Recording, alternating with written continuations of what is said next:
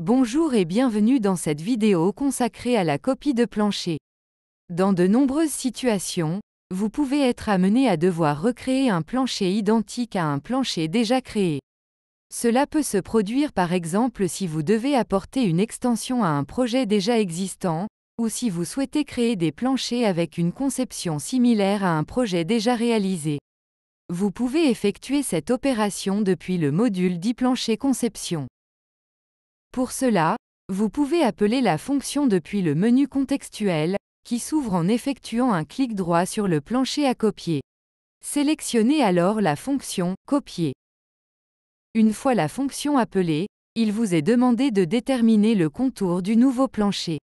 Procédez comme d'habitude en sélectionnant un à un les différents points, puis effectuez un clic droit pour fermer le contour. Vous pouvez alors définir une autre orientation pour votre plancher, ou effectuer un clic droit pour utiliser le repère standard. Le plancher est créé avec les mêmes paramètres que le plancher de départ. Cela comprend la conception et les paramètres de hauteur du plancher. La copie peut aussi être réalisée dans un autre étage. Commencez déjà par copier le plancher souhaité. Effectuez alors un clic droit pour quitter l'opération de saisie du nouveau plancher. Vous pouvez ignorer le message d'alerte car dans notre cas, nous n'avons pas créé de nouveau plancher. Vous pouvez ensuite choisir l'étage dans lequel le plancher doit être copié.